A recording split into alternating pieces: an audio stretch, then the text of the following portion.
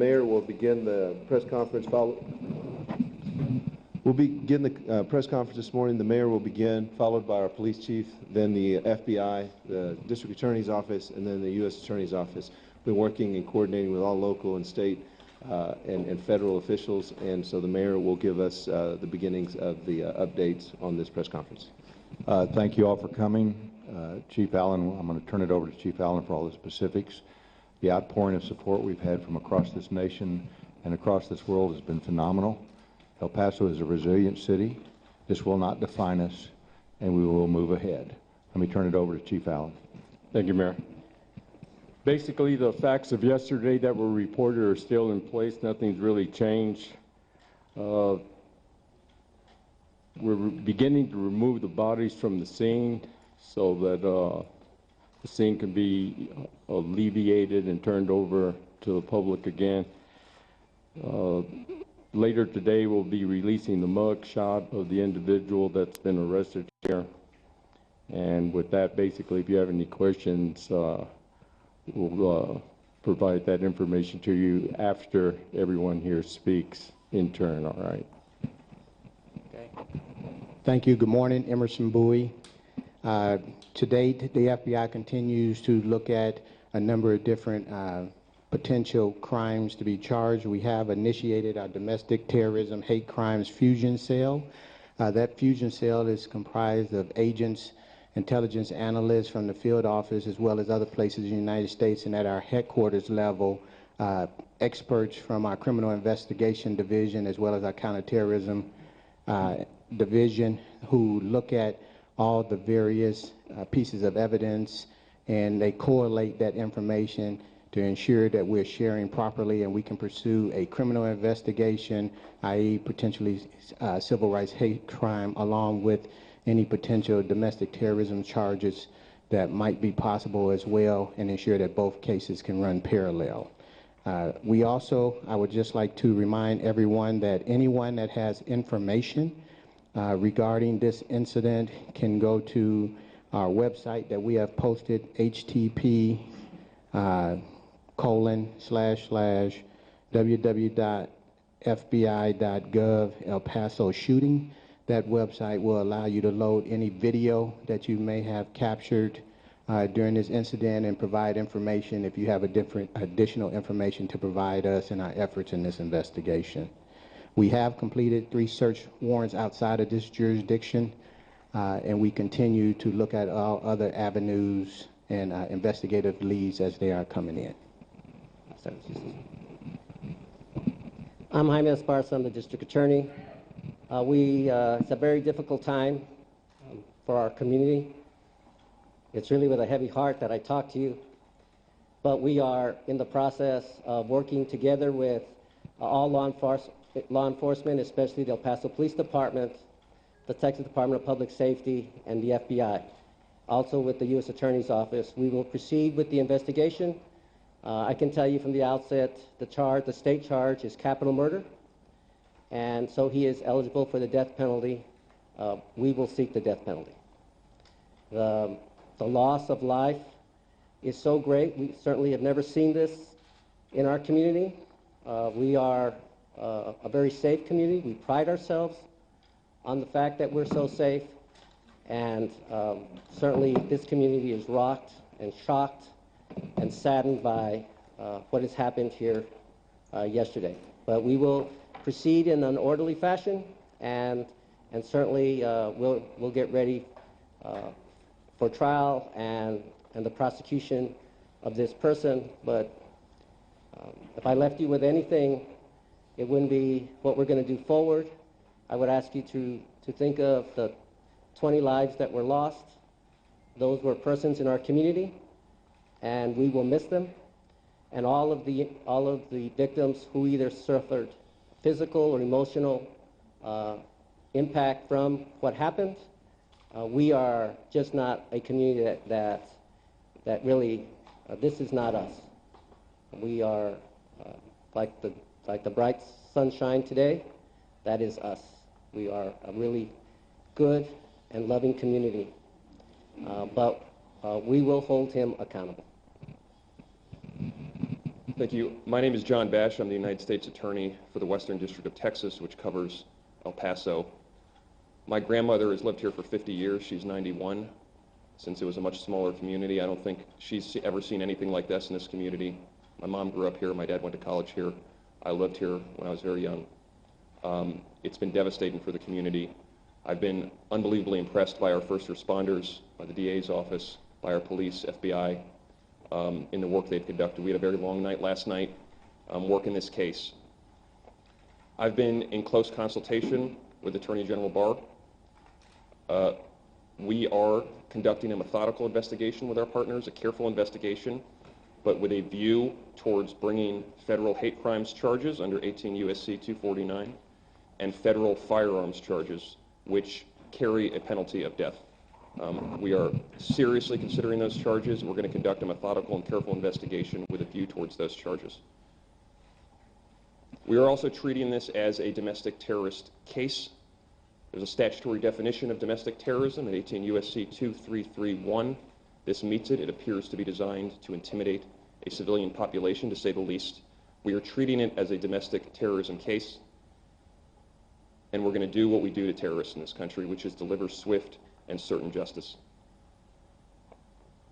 With that, I think we'll turn it over for questions. So I failed to recognize everyone in the room.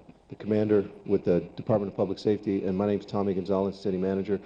I'd like to send a message to the families, and that is that our first responders are working diligently to unify the families and get the bodies back to them as quickly as possible. We're expending all resources in order to make that happen.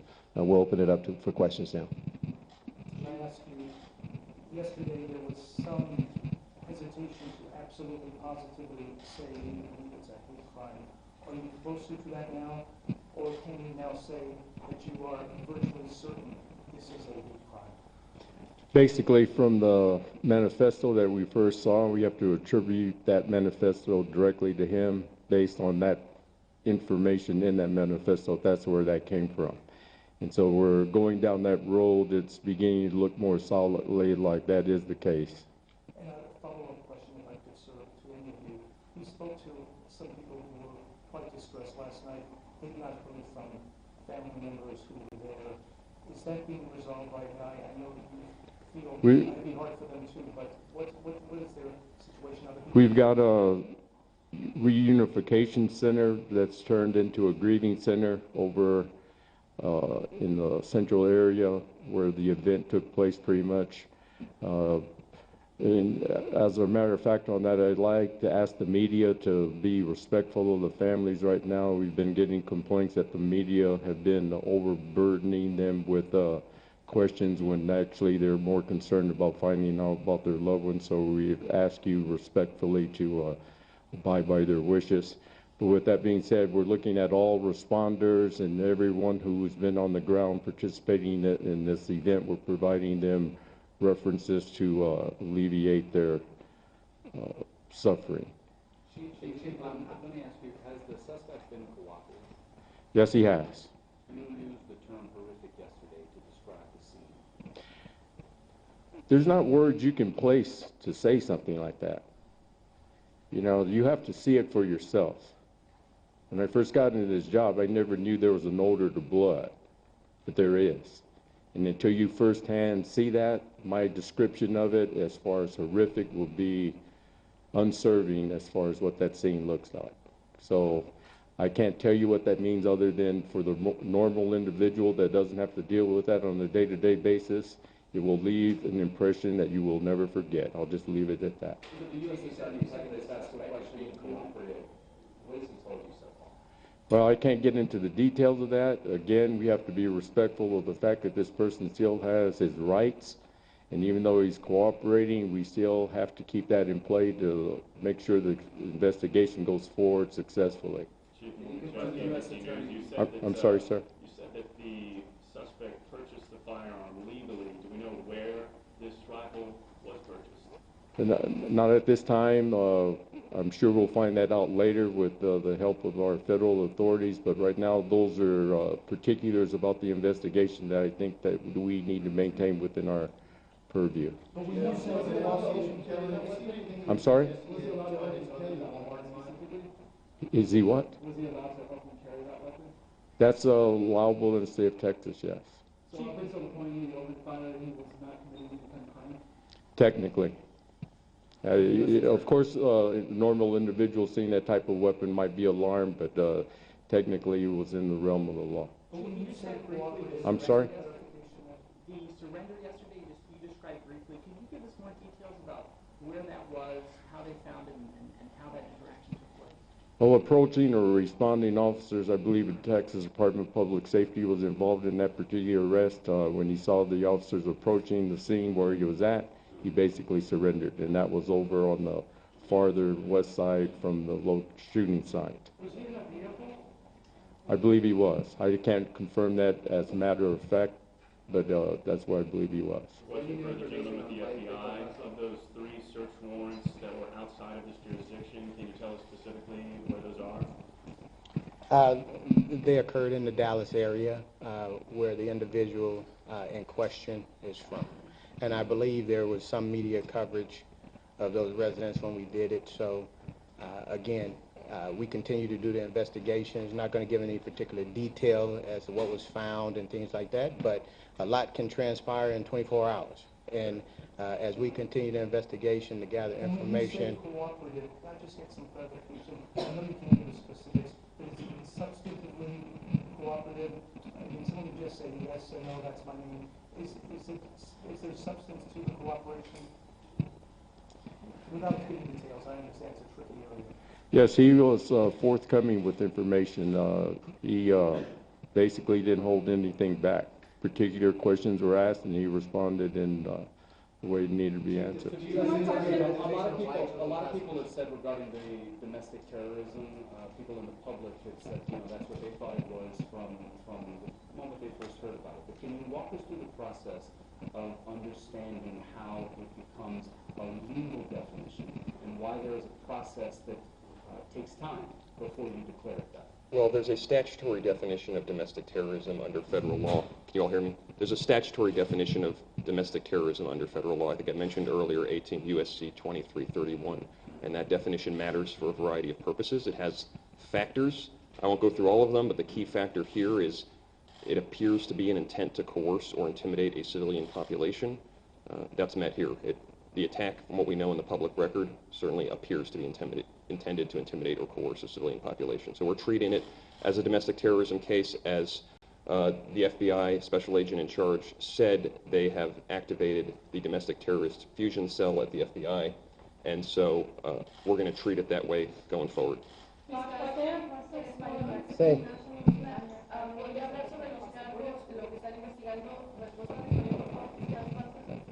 Los cargos en este incidente son homicidio capital y nosotros en la oficina vamos a pedir por el pena de muerte. Es un incidente tan horrible que pues en esta comunidad no estamos acostumbrados a tener algo así en El Paso. Y yo también, como el jefe del policía, yo fui al Walmart, yo vi todo lo que pasó. Y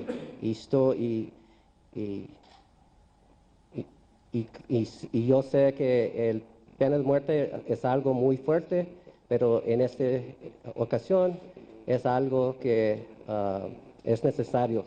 Él perdió el derecho para estar entre nosotros ayer. ¿Ya se sabe cómo llegó al paso de edad? Sí.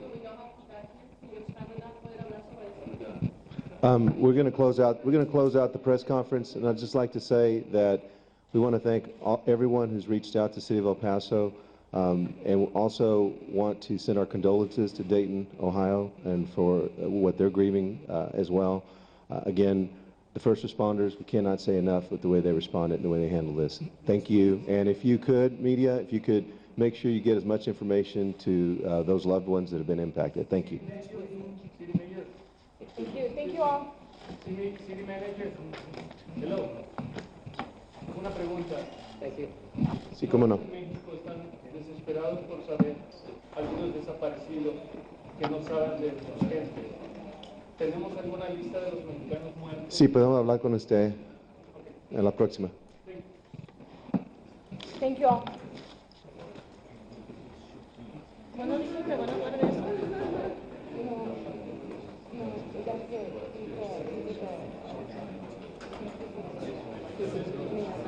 Okay, so, because we have people asking us if they're going to cover, but they can't.